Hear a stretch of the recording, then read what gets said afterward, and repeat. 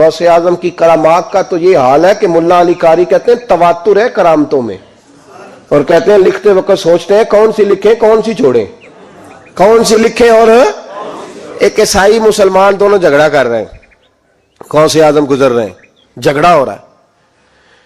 ईसाई मुसलमान से कहता है हमारे नबी ईसा अलैहिस्सलाम ने मुर्दे जिंदा किए, तुम्हारे नबी ने भी को किया तो बताओ। मुसलमान पढ़ा हुआ नहीं था, हालांकि नबी पाक ने बड़े मुर्दे जिंदा किए, पढ़ा नहीं था, बता न सका। गौसे आजम के कान में आवाज गई तो जाके ईसाई का बाजू पकड़ के झंझोड़ा, फरमाने लगे क्या कहा तुमने, मेरे मुस्तफा ने मुर्दे जिंदे किया तो बताओ। फरमाया तो नबी पाक की छोड़, मैं गुलामों का गुलाम हूं, मैं गुलामों का गुलाम हूं, मुझे बता कौन सा मुर्दा जिंदा करना है। तू छोड़ हुजूर की बात ना कर, मैं गुलामों का गुलाम हूं, मुझे बता कौन सा मुर्दा जिंदा करना है। पुरानी कब्र पे ले गया, कहने लगा जी अगर ना हुआ तो। गौसे आजम फरमाने लगे जो तू कहेगा वो मैं करूंगा।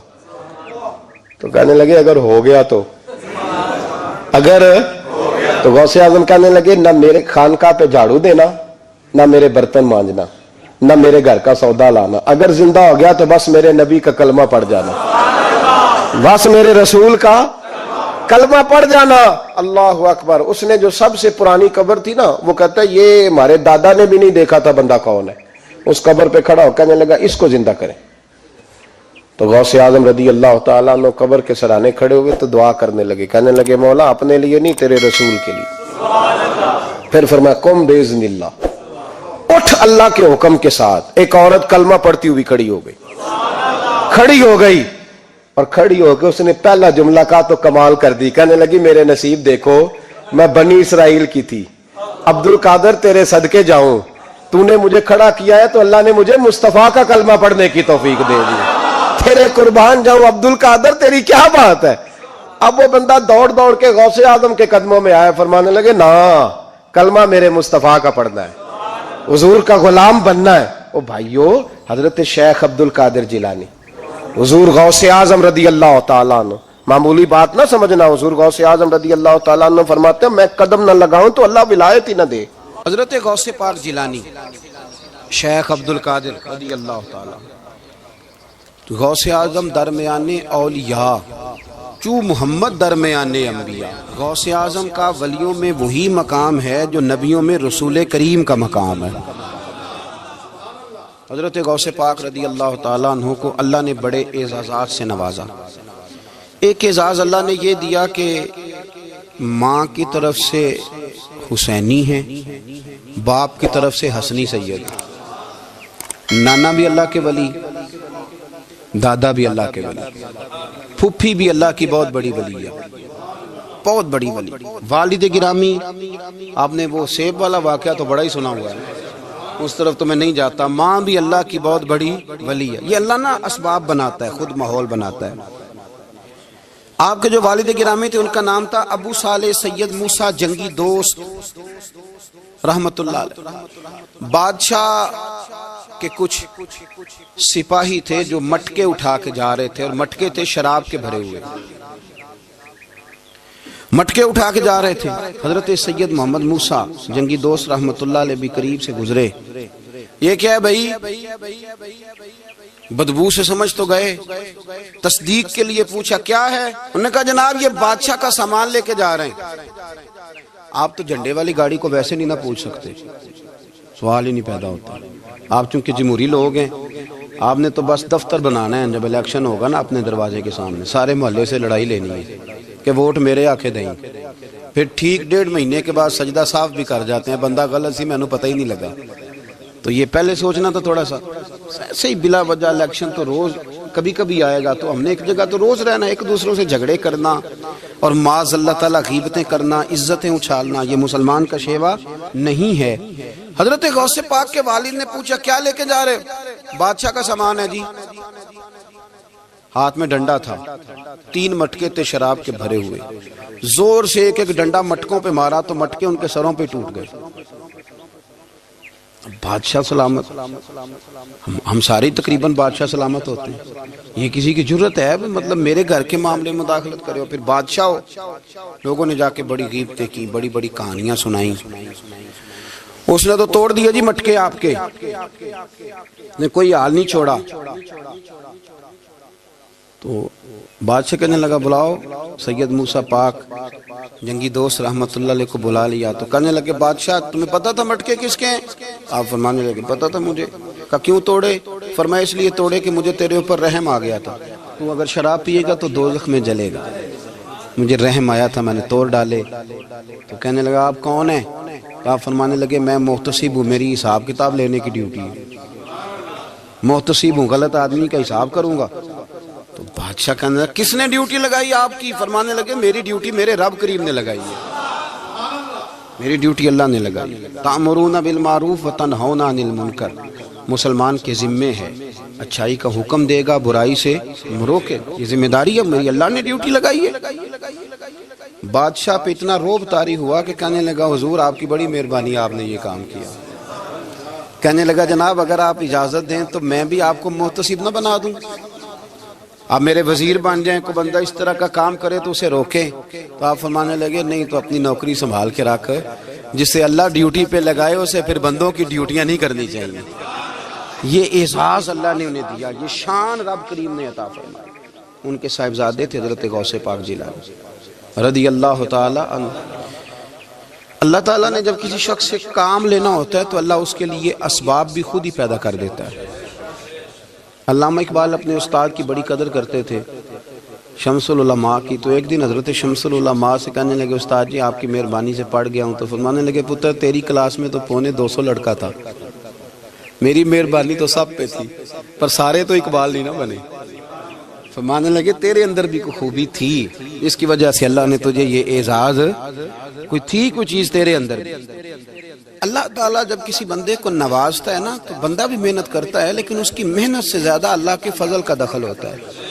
تو بندے کئی دفعہ کہنے لگ جاتے ہیں بڑی مشقت کی، بڑی محنت کی، کچھ بھی نہیں ہوتا، زیادہ اللہ کے فضل کا انحصار ہوتا ہے۔ رب جیسے چاہتا ہے ویسے فیصلے دیتا ہے۔ آپ فرماتے ہیں کہ میں چھوٹا سا تھا، والد انتقال کر گئے، والدہ تھی میری اور ہم 2 بھائی تھے۔ فرماتے ہیں بچے کھیلنے کے لیے نکلے تو میں بھی ان کے پیچھے کھیلنے نکل گیا۔ ایک بیل بچوں کے قابو آ گیا، تو بچوں کے قابو کو چیز آ جائے تو پھر وہ اس کا جو حال ہوتا ہے وہ تو ہمیں پتہ ہی، ہم سارے بچے رہ چکے ہیں۔ تو کہتے ہیں وہ بیل قابو آ گیا، کوئی اس کے کان چھیڑتا، کوئی اس کی دم چھیڑتا، کوئی اس کے سینگ چھیڑتا، کوئی کسی جگہ سے اسے تنگ کرتا۔ مختلف بچے اس کو نا دم سے پکڑ کے ہلاتے، بیل بھاگتا۔ حضور غوث پاک فرماتے ہیں میں بھی آگے بڑھا، اور میں نے جب اس کی دم پکڑ کے ہلائی تو بیل نے میری طرف منہ کیا اور کہنے لگا عبد القادر تو نہ ایسے کر، بول کے کہنے لگا تو نہ ایسے کر، تجھے رب نے ان کاموں کے لیے پیدا نہیں فرمایا۔ آپ فرماتے مجھے اتنا خوف طاری ہوا، بیل کو بولتے دیکھا تھا پہلی دفعہ، بیل کو۔ اب میرے سنی کو بھی دلیلوں کی ضرورت ہوتی ہے، دلیل نہ دیں، کسی بزرگ کی بات سنائیں تو سنی بھی تھوڑا تھوڑا دائیں بائیں دیکھتا ہے۔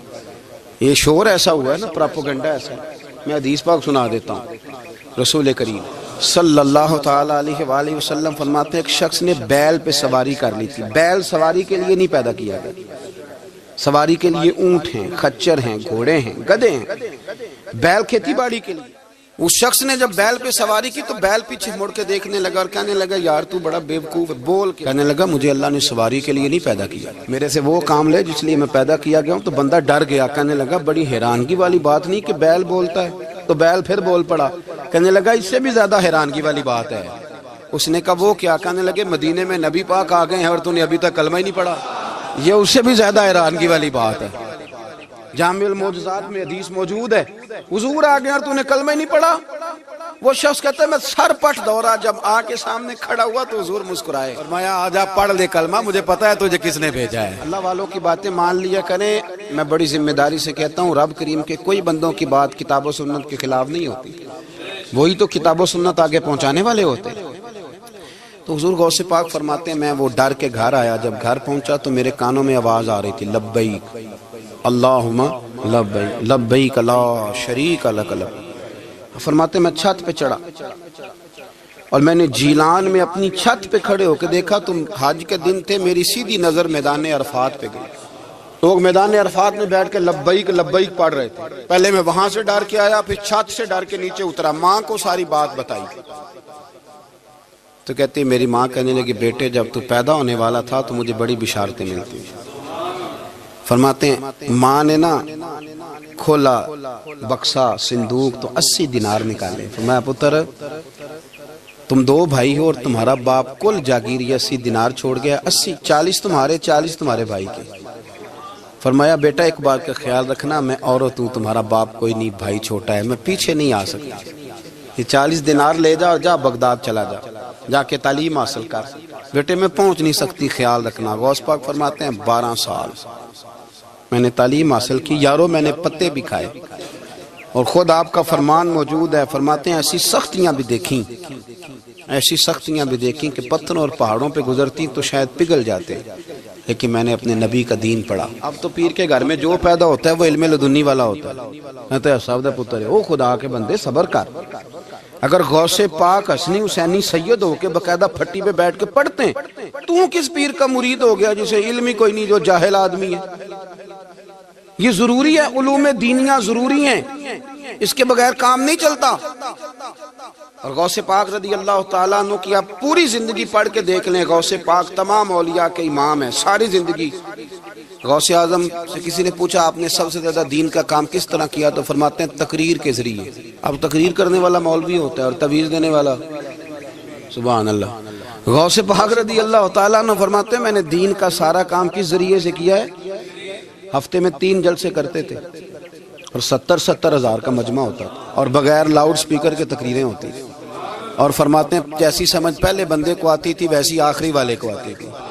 لوگوں نے کہا حضور یہ کرم کیسے ہوا. فرمانے لگے میں نے جب تعلیم حاصل کر لی تو بولنا آتا ہی نہیں تھا تو میں بڑا پریشان ایک دن سو گیا تو خواب میں رسول کریم کا دیدار نصیب ہوا. فرمایا تیری تو واز کیا کر تیرے واز سے لوگوں کو فائدہ ہوگا. یا رسول اللہ میں اجمی بندہ ہوں لوگوں کے سامنے کیسے بات کروں گا. تو حضور نے فرمایا منہ کھولنا ذرا. کہتے میں نے منہ کھولا تو محبوب نے 7 دفعہ لعاب دہن ڈالا میرے منہ میں. آپ فرماتے ہیں پھر بولتا میں تھا اثر کوئی اور پیدا کر دیتا. حضور غوث پاک رضی اللہ تعالیٰ عنہ نے 40 سال دین کا کام کیا. صبح کے وقت فقہ کا درس دیتے تھے فجر کے بعد کچھ دیر کا ناشتہ کرتے سو جاتے پھر آ کے مدرسے میں پڑھاتے باقاعدہ بچوں کو. غوث پاک رضی اللہ تعالیٰ عنہ کی سیرت پر آپ ساری کتابیں پڑھ لیں ساری کتابیں لو. میں نے بھی بڑا ہی دعویٰ کر دیا یعنی ساری کتابیں جتنی اب تک چھپی ہوئی ہیں ساری پڑھ لو. کہیں نہیں ملے گا کہ ہم غوث پاک کے آستانے پہ گئے. غوث پاک کسی بندے نے یہ نہیں کہا ہم غوث پاک کے آستانے پہ گئے غوث پاک کے دربار پہ گئے. سب نے یہی لکھا ہے کہ ہم حضور غوث پاک کے مدرسے میں گئے. ہمارے نا مدرسوں میں سبق تقسیم ہوتے ہیں. سال جب شروع ہوتا ہے نا تو سبق تقسیم ہوتے ہیں. ہمارے مدرسے میں بھی تقسیم کرتے ہیں ہمارے مولانا. آپ حدیث پاک پڑھائیں گے فلانا استاد منطق پڑھائے گا فلانا فلسفہ پڑھائے گا فلانا یہ سبق تقسیم ہوتا ہے فلانا قرآن فلانا حدیث فلاں فقہ. تو غوث اعظم کے مدرسے کے جو ناظم تعلیمات تھے وہ کہنے لگے حضور سبق بانٹنا ہے تو آپ کو کون کون سے سبق دے دیں کون کون سا پیریڈ پڑھائیں گے. تو آپ فرمانے لگے نہیں پیریڈ رہنے دو. حضور پھر فرمایا اس طرح کرو لائق بچے تم رکھ لو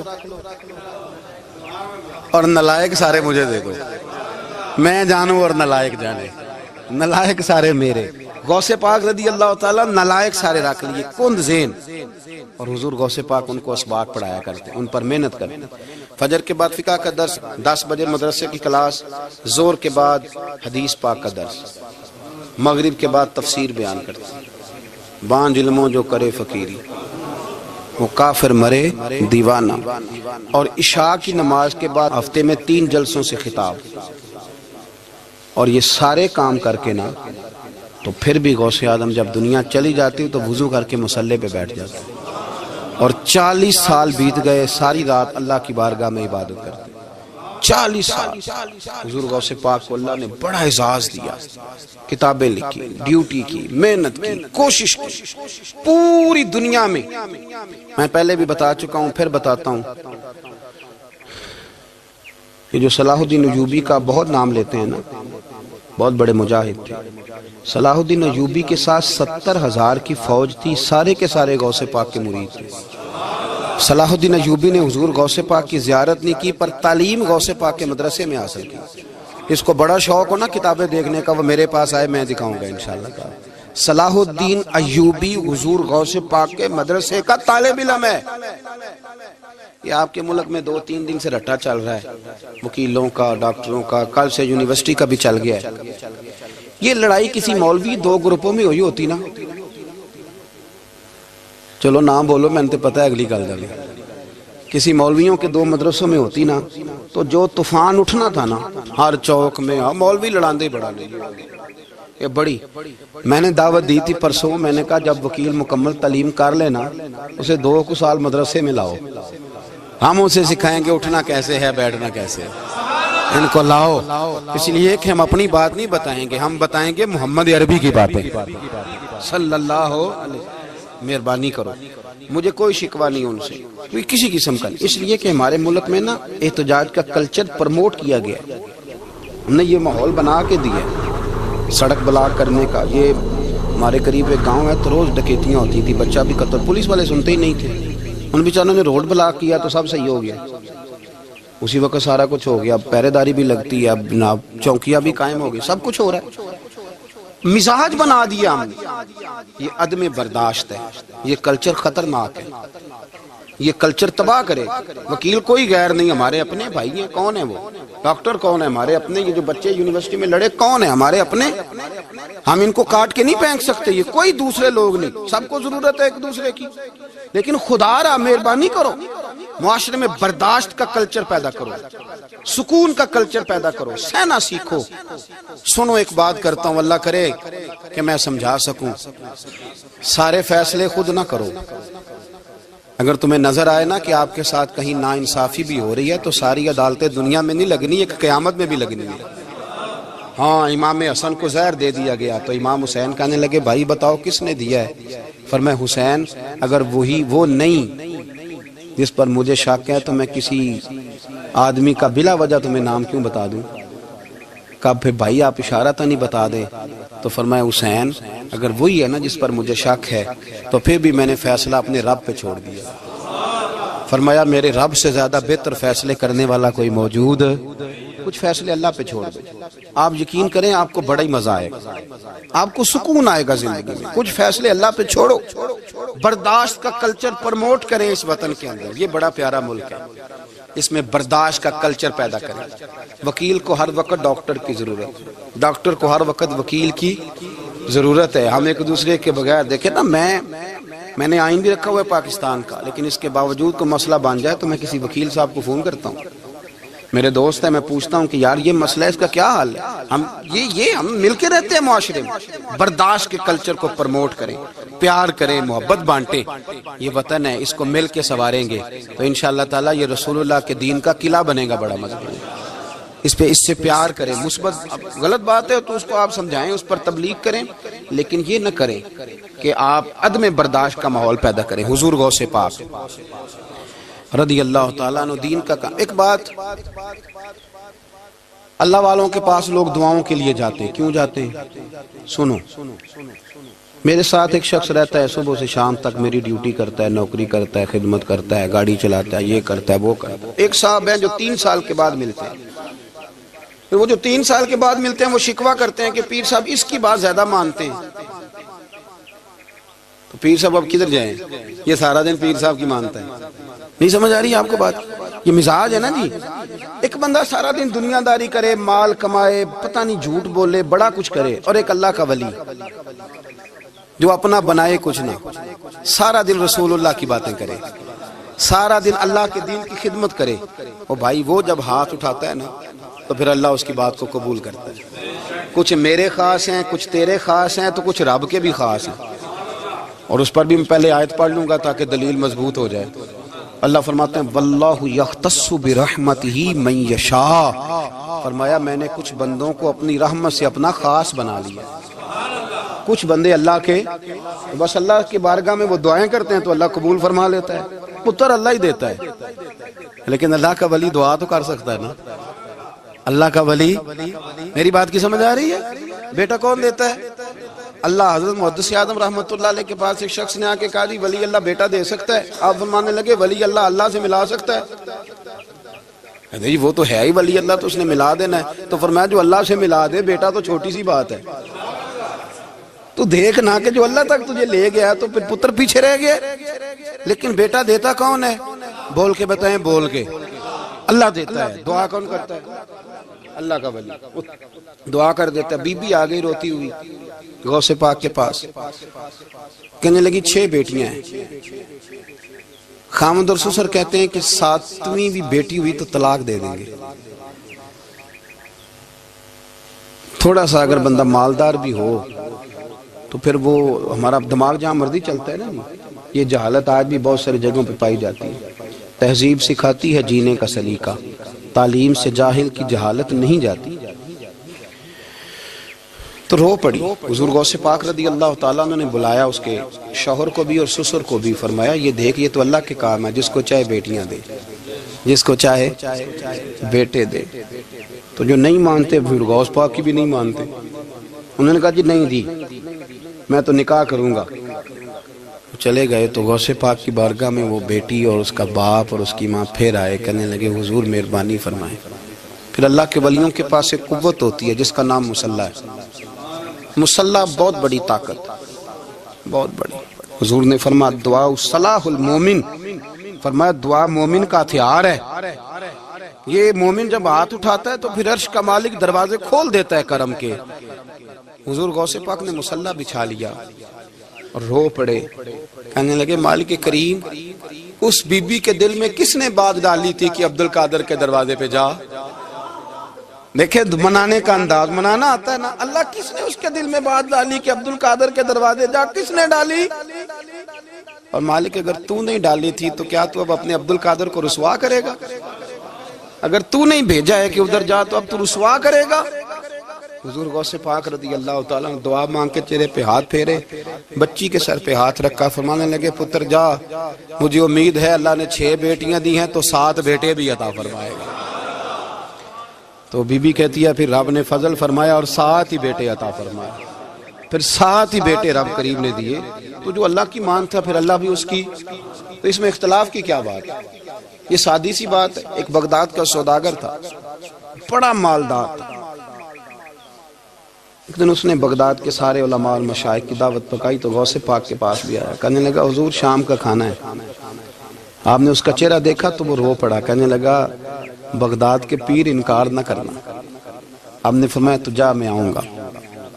شاگرد مرید کہنے لگے حضرت جی آپ بڑی مشغولیت تھی شام کو، فرمایا اتنا بڑا آدمی جب رو پڑتا ہے تو لگتا ہے بڑا مجبور ہے، چلیں گے۔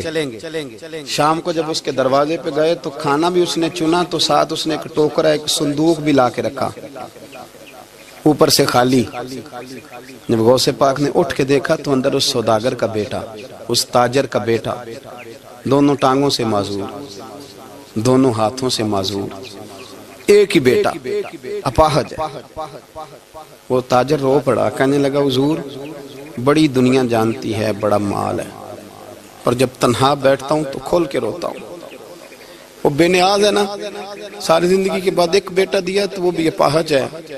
حضور بال سفید ہو گئے، لوگوں کی اولاد بڑھاپے کا سہارا بنتی ہے، میں بوڑھے وقت میں اس کو اٹھا کے پیشاب پخانے کے لیے لے کے جاتا ہوں۔ بغداد کے عبد القادر سنا ہے جب تو دعا مانگتا ہے تو رب قبول فرما لیتا ہے، تو مہربانی فرما اگر میرا پتر ٹھیک ہو جائے، میرا زور کوئی نہیں مالک، بے نیاز ہی بڑا ہے، اگر مہربانی ہو جائے۔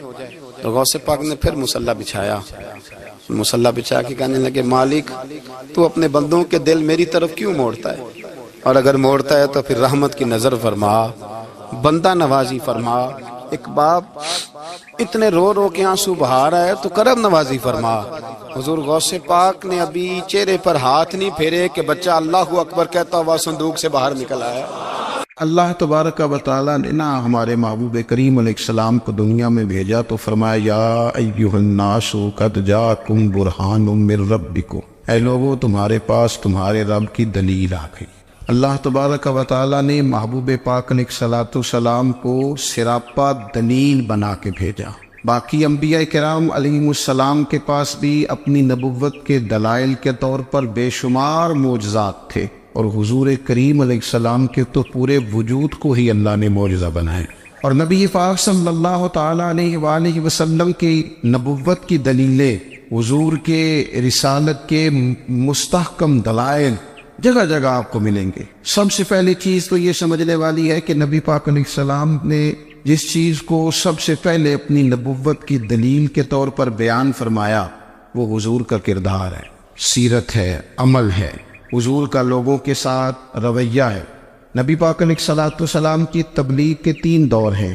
ایک تو حضور نے اپنے قول سے تبلیغ فرمائی، وہ 40 سال کی عمر سے محبوب نے اعلان فرمایا اور تبلیغ کی، اور ایک نبی پاک صلی اللہ تعالیٰ علیہ وسلم بالواسطہ حضور کی تبلیغ ہے جو آج تک جاری ہے۔ امت کے علماء، مشائخ، مبلغین حضور کے دین کو آگے پھیلا رہے ہیں، تو دراصل یہ بھی تبلیغ رسول پاک علیہ السلام ہی کی تبلیغ۔ اور ایک حضور کی تبلیغ کا دور ہے حضور کی پیدائش سے لے کر ولادت مبارکہ سے لے کر حضور علیہ السلام کے اعلان نبوت تک۔ اس دوران نبی پاک نے جو تبلیغ فرمائی ہے وہ اپنے کردار سے فرمائی۔ عرب کا وہ معاشرہ جو بڑا میلا کچیلا گدلا ہو چکا تھا، جس کے اندر سراسر مادہ پرستی کا زور تھا، جس کے اندر لوگ انسانوں کی خرید و فروخت کرتے تھے، جس کے اندر بیٹیوں کو زندہ دفن کر دیتے تھے، جس کے اندر جو آدمی جتنا زیادہ مضبوط ہوتا تھا اتنا زیادہ لٹیرا بن جاتا تھا، اس معاشرے کے اندر رسول کریم علیہ السلام نے 40 سال گزارے، اور اس طرح گزارے کہ جو بیگانے بھی تھے وہ بھی کہا کرتے تھے یہ صادق ہے، یہ امین ہے۔ اور جب حضور نے اعلان نبوت کیا تو فرمایا، یہ قرآن مجید کے لفظ ہیں، فرمایا فَقَدْ لَبِثْتُ فِيكُمْ عُمَرًا مِّن قَبْلِهِ أَفَلَا تَعْقِلُونَ، میں تمہارے بیچ عمر کا ایک حصہ گزار چکا ہوں، تمہیں عقل نہیں ہے،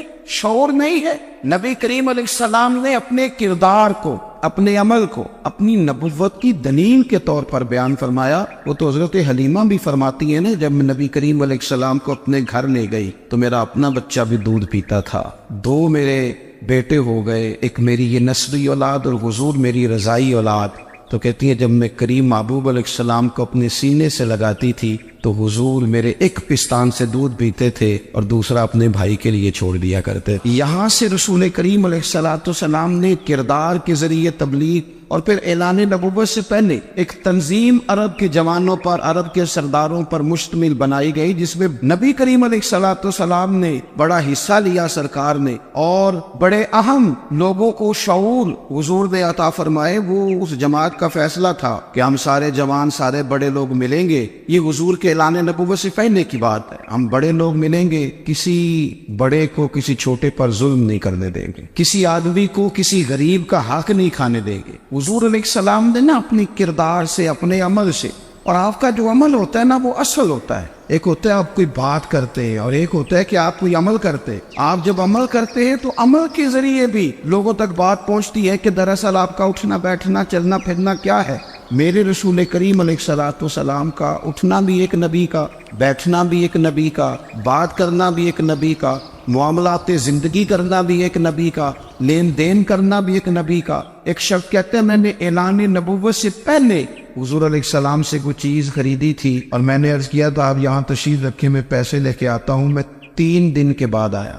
دیکھو یہ بات کرنی کتنی آسان ہے، بولنی کتنی آسان ہے، پر 3 دن یہاں میرے بھائی کو کسی شخص کو 2 گھنٹے انتظار کرنا پڑ جائے تو لوگ کہتے ہیں الانتظار وشد من القتل، یہ تو قتل سے زیادہ تکلیف والا معاملہ ہے، منتظر رہنا کسی کا۔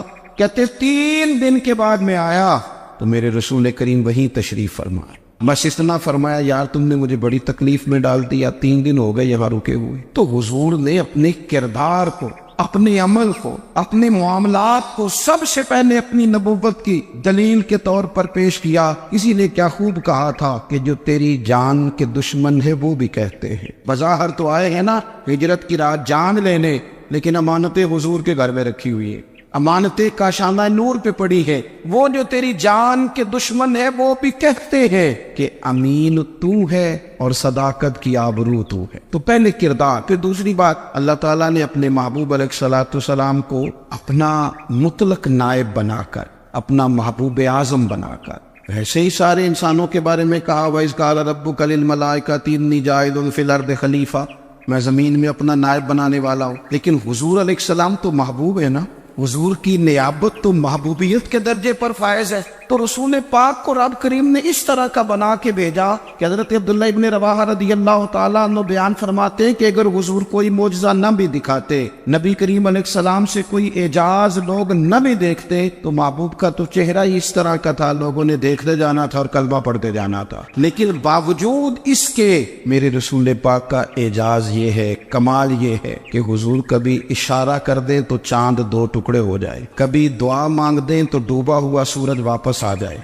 कभी महबूब गुजरने लगे तो पत्थर आप पर सलाम पड़े, कभी हुजूर पहाड़ पर चढ़ जाए तो पहाड़ वज्द में आकर झूमने लगे, महबूब का कभी नमाज पढ़ाते इरादा बन जाए तो अल्लाह ताला किबले का रुख ही तब्दील फरमा दे। क्या खूबसूरत सोच है और क्या नजरिया देते हैं बरेली के इमाम। फरमाते इजाबत का जोड़ा, इनायत का सेहरा, दुल्हन बन के निकली दुआए मोहम्मद, और इजाबत में झुक कर गले से लगाया, बड़ी नाद से जब दुआए मोहम्मद। देखो खुदा की रजा चाहते हैं, दो आलम खुदा चाहता है रजाए मोहम्मद सल्लल्लाहु ताला अलैहि वसल्लम। और एक मकाम पे फरमाते हैं नाइबे दस्ते कुदरत पे लाखों सलाम, नाइबे दस्ते कुदरत पे लाखों सलाम। तो अल्लाह ताला ने नबी पाक सल्लल्लाहु अलैहि वसल्लम को जो एजाज। फिर एक और बात, हुजूर उम्मी है, दुनिया में आकर महबूब ने किसी से पढ़ा ही नहीं। मेरे महबूब ने जितना पढ़ा है रब करीम से ही पढ़ा है। अर्रहमान वल्लमल कुरान खलकल इंसान,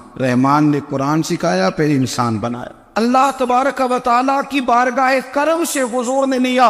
रसूल करीम उम्मी है, ये भी हुजूर की नबुव्वत पर एक बड़ी दलील। देखो एक होता है कोई आदमी बचपन से किसी चीज से शगफ रखे और जब उसकी उम्र बड़ी हो जाए तो कहते हैं इसका तजर्बा बड़ा हो गया, ये पहले कुछ शेर कहता था, कोई अदबी जुमला कहता था, तो अब इसकी ये काम करते करते उम्र बड़ी हो गई है तो रसूख हासिल हो गया। 40 साल की उम्र मुबारक तक नबी करीम ने एक शेर भी नहीं कहा। हुजूर अलैहिस्सलातु वस्सलाम ने कभी कोई ऐसी बात, वैसे तो हुजूर की हर बात हिकमत वाली, लेकिन जिसको अरब के लोग अपने लहजे में शायरी या अपने लहजे में अदब कहते थे वो हुजूर ने बयान नहीं फरमाया। लेकिन जब 40 साल की उम्र में ऐलान नबुव्वत किया तो फिर बड़े बड़े फसीह व बली, बड़े बड़े सियाने तुफैल बिन अमर कहते हैं कि उस शख्स को भी मैंने देखा जिसे बड़ा नाज था अपनी फसाहत और बलागत पर, और जब वो हुजूर के पास आया और उसने आके कुछ बातें की तो महबूब खामोशी से सुनते रहे, और जब वो चुप कर गया तो मेरे करीम ने सिर्फ सूरह फातिहा पढ़ी। कभी उठता था, कभी बैठता था, कभी गौर करता था, कभी दाएं जाता था, कभी बाएं जाता था। फिर कहने लगा बताओ ना कलाम किसका है। फरमाया उस रब का,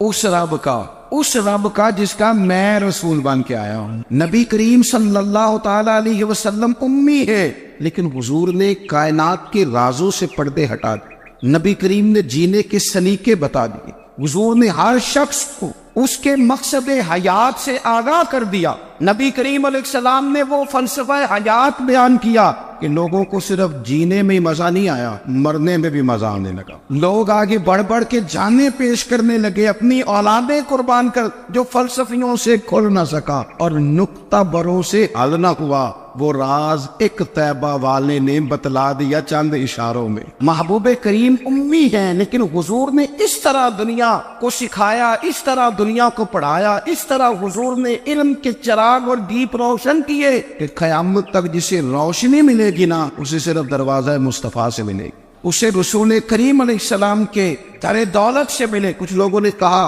कि अपने पास से आयात बना के लाते, अपने घर में बैठ के दावे कर लेना तो कोई मुश्किल काम नहीं ना होता, सारे लोग ही कर लेते। बल्कि वो हमारे एक बुजुर्ग कहा करते थे ख्याली पुलाव पकाइए कि हो कदे भी काट ना पाइए, क्योंकि कौन सा पैसों का डालना है, वो ज्यादा डाले आप और ज्यादा डाले। बहुत सारे लोग हैं आज भी, कुछ लिबरल है बेचारे, कुछ दीन बेजार तबका है, तो वो कहते हैं जनाब हमें तो जदीद बातें बताएं, हमें तो नए उसलूब के मुताबिक लेके चले, हमें तो ओ भाई सुन, मेरे नबी पाक अलैहिस्सलाम ने फरमाया मेरा कुरान कभी पुराना नहीं हो, इसे पढ़ के देख, इसकी जिद्दत का हुस्न देख, ये तो खिला हुआ बाग है। तो एक दफा इसके करीब आएगा तो खुशबू मिलेगी, दूसरी दफा आएगा तो उससे ज्यादा ताजी मिलेगी, एक दफा फल खाएगा तो मजेदार होगा, दूसरा खाएगा हो सकता है शक्ल मिलती जुलती हो लेकिन जायका बड़ा निराला होगा। तो आ तो सही ना। जब कुछ लोगों ने कहा ये खुद से बना के आयात लाते हैं तो फरमाया भाई कुन तुम फी रही बिन मिम्मा नज़्ज़लना अला अब्दिना फातू बिसूरत, अगर तुम्हें कोई शक है इसमें जो हमने अपने बंदा खास में नाजिल किया है तो तुम भी इस जैसी एक आयत बना के लाओ।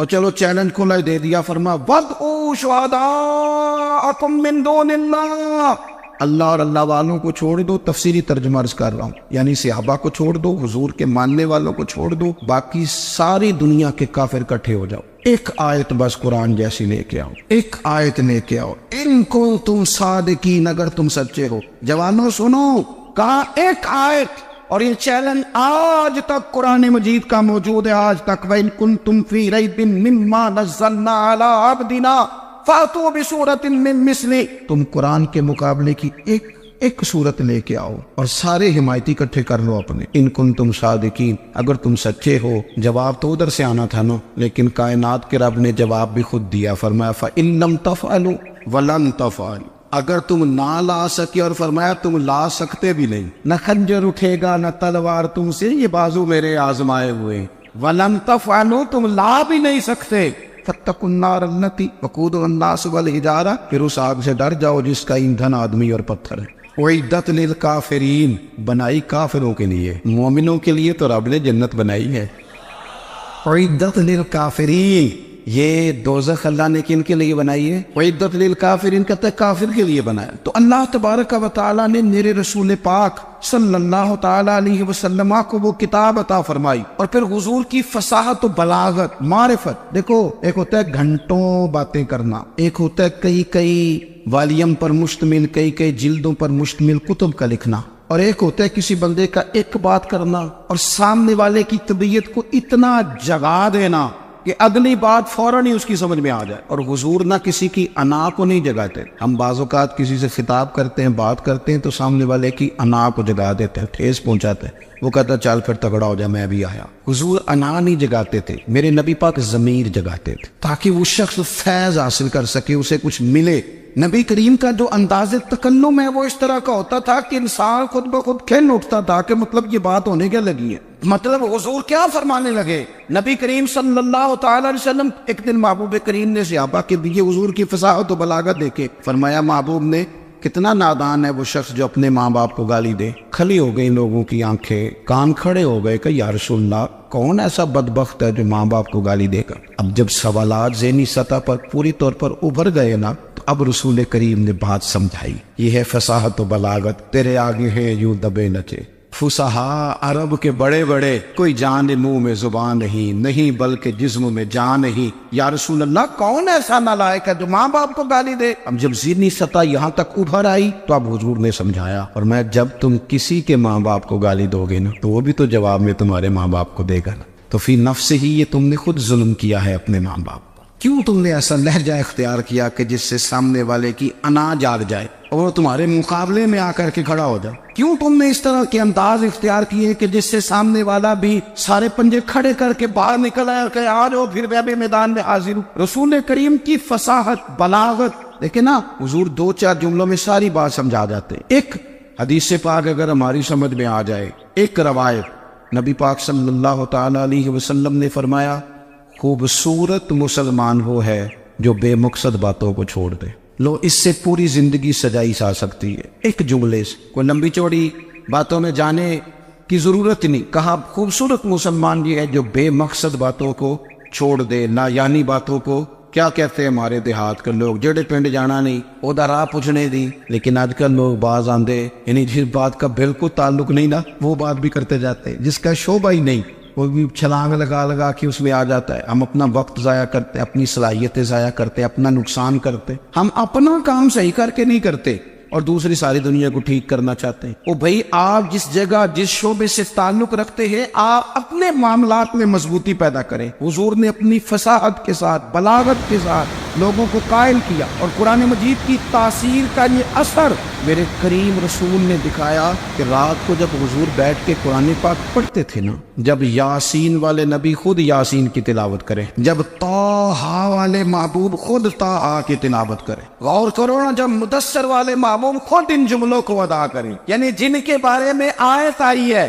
جب وہی یہ آیت پڑھیں کہ اِنَّا أَعْطَيْنَاكَ الْكَوْثَرَ، یعنی جن کا ذکر ہو رہا ہے، جب وہ یہ بات کرے کہ یا ایھا النبی انا ارسلناک شاہدا ومبشرا ونذیرا لتؤمنوا باللہ ورسولہ وتعزروہ وتوقروہ وتسبحوہ بکرۃ واصیلا، جن کے بارے میں آیت آئی ہے جب وہ یہ کہہ رہے ہوں کہ ورفعنا لک ذکرک، جب وہ کہہ رہے ہوں والضحیٰ واللیل اذا سجا، ذرا اس کیفیت کو دیکھیں جب محبوب خود پڑھ رہے اور جو حضور پر آئی ہے، اس کا ذائقہ، اس کا لطف، اس کا انداز، بھلا کیا ہوگا۔ حضور جب رات کو پڑھتے تھے نا قرآن پاک، تو جو پکے کافر تھے نا، ابو جہل جیسے لوگ، وہ بھی جھاڑیوں میں چھپ چھپ کے مدینے والے کی تلاوت سنا کرتے، حضور کی تلاوت سنا کرتے تھے۔ یہی بہتر ہے کہ پردوں میں وہ پردہ پوش رہے، وہ اگر پردے ہٹا دے تو کسے ہوش رہے۔ رسول کریم علیہ السلام کی تلاوت کا سننا، قریب جانا، یہ اعجاز ہے۔ حضرت فاروق اعظم کہتے ہیں میں طبیعت کا بڑا ڈاڈا تھا، مزاج کا بڑا سخت تھا، زندگی ہمیشہ ڈٹ کر گزاری، باتوں پر کھڑا رہنا آتا تھا، پر جب میری بہن نے مجھے چند آیتیں سنائی نا تو میں تڑپ ہی گیا۔ کروں آیا سا مار مقامنے نو، ان مینو مار دے لے چلو، اوے متے عمر دی عمر برباد ہو جائے جتھے عمر سوار دے لے چلو۔ یہ اعجاز ہے رسول کریم صلی اللہ تعالی علیہ وسلم پر نازل ہونے والی کتاب کا۔ پھر حضور نے خبریں دی، نبی پاک نے خبریں دی۔ حضور نے فرمایا روم فتح ہوگا، وہ ہوا۔ نبی کریم علیہ السلام نے فرمایا شام فتح ہوگا، تو شام فتح ہوا۔ فرمایا ایران فتح ہوگا، تو ایران فتح ہوا۔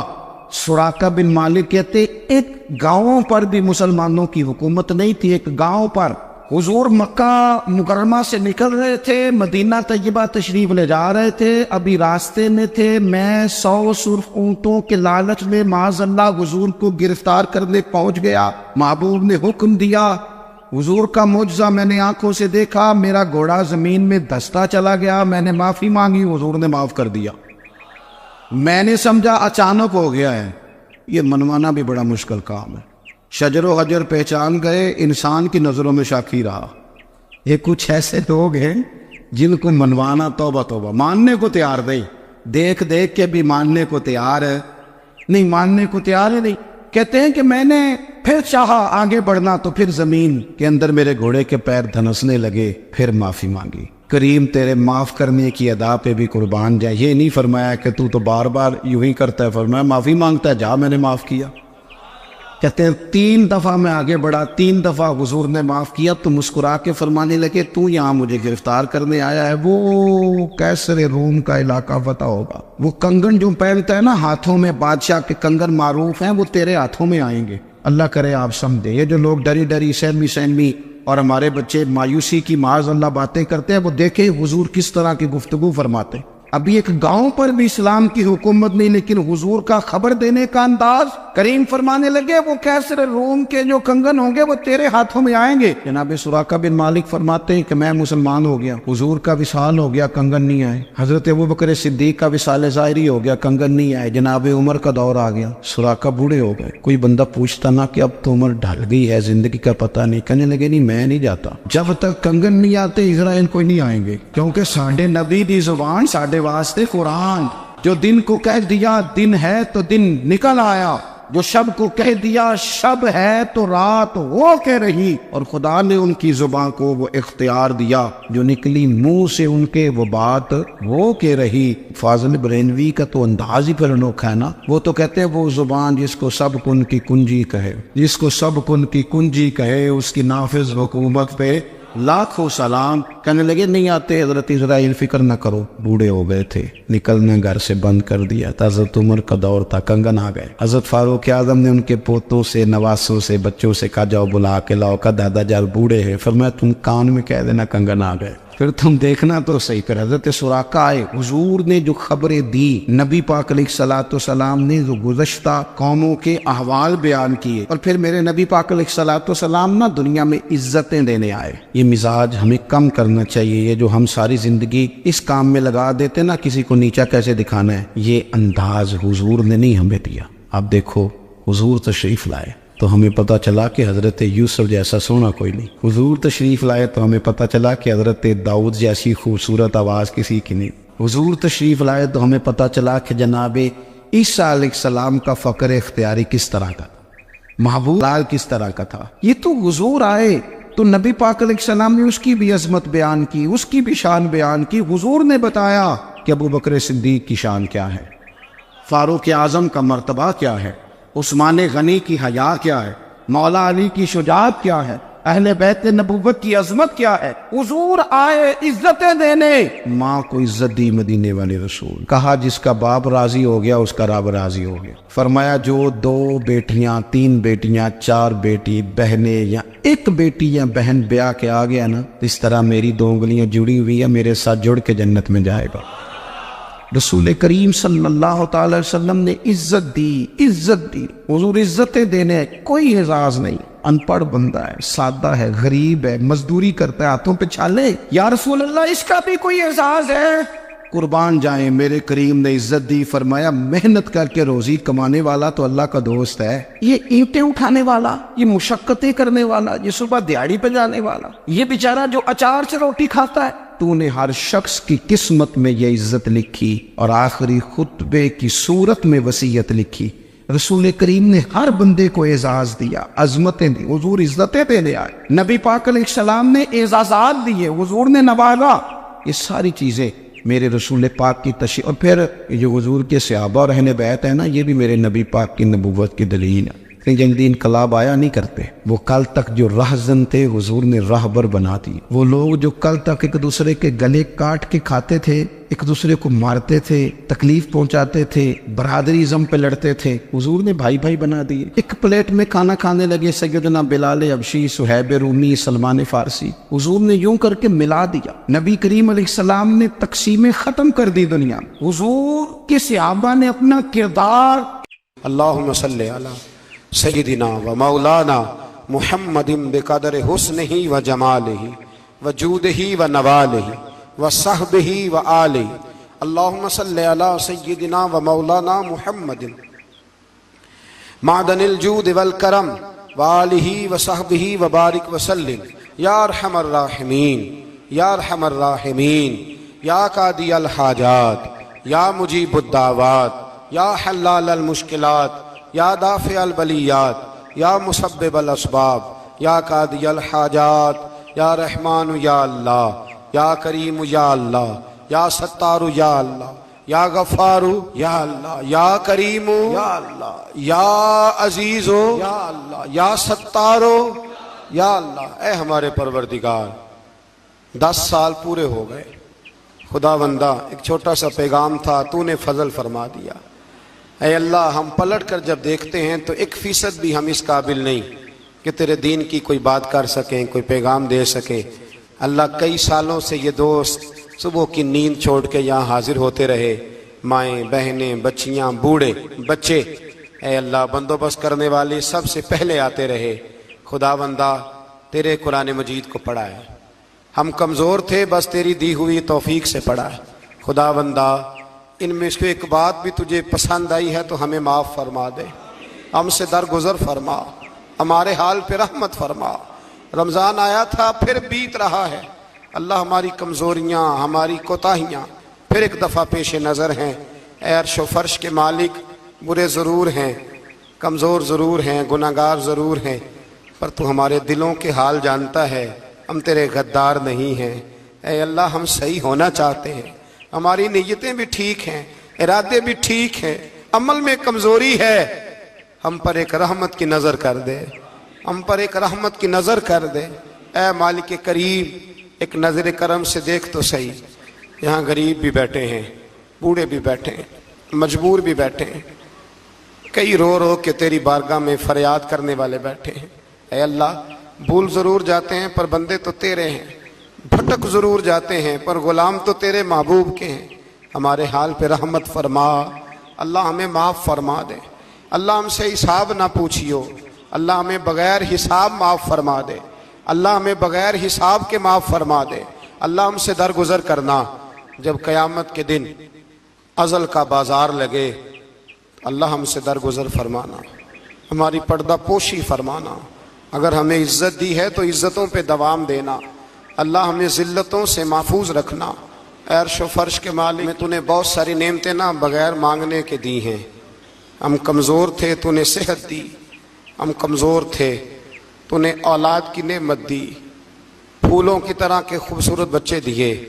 اے اللہ تو نے ہمیں وفادار قسم کے دوست دیے، اے اللہ پیار کرنے والے ساتھی دیے، ٹوٹ کر چاہنے والے دیے۔ اے اللہ تو نے بغیر مانگے ہمیں نیک صالح استاد دیے، بزرگ دیے، شیخ دیے۔ اے اللہ بغیر کسی لالچ کے پالنے والا باپ دیا، شفقت کے بازو پھیلانے والی ماں دی۔ ہم تیرا شکر ادا نہیں کر سکے، اللہ ہمیں شکر کی توفیق عطا فرما دے، اللہ ہمیں شکر کی توفیق عطا فرما دے، اللہ ہمیں شکر کی توفیق عطا فرما دے۔ اللہ اگر ہم بھول جائیں تو ہم سے درگزر فرما، اے اللہ ہمارے حال پہ رحمت فرما۔ میں صبح دیکھتا رہا کس طرح بوڑھی مائیں گاڑیوں میں بیٹھ کے آتی ہیں، بہنیں گاڑیوں میں بیٹھ کے آتی ہیں۔ اللہ ان بیچاریوں کے کئی دکھ بھی ہیں، ان کی کئی تکلیفیں بھی ہیں، یہ کئی جگہ آزمائش کا شکار۔ ایک بزرگ فون کر کے کہہ رہے تھے بیٹی بڑی پریشان ہے، اللہ کریم سب پہ اپنا فضل فرما دے۔ ہم دنیا کے دھتکارے ہوئے تیرے دروازے پہ آ کے بیٹھ جاتے ہیں، ہماری مدد فرما، ہمیں لوگوں کا محتاج نہ فرما۔ اے اللہ یہ بوڑھے بیمار لوگ جو صبح چل کے تیرے اور تیرے محبوب کی رضا کے لیے آتے رہے، ان کے قدموں کو قبول فرمانا، ان کی کوششوں کو قبول فرمانا۔ اللہ معذور بزرگ بیچارے لاٹھیوں کے سہارے یہاں تک پہنچ کر تیرے دین کی بات سنتے رہے، ان کے حال پہ کرم فرما، ان پہ رحمت فرما، ہم سے درگزر فرما، ہمارے ساتھ معافی والا معاملہ فرما۔ اے اللہ مائیں بہنیں بچیاں بیچاری اللہ شوق سے ذوق سے آتی رہیں، خداوندہ ان کے دکھ دور فرما دے۔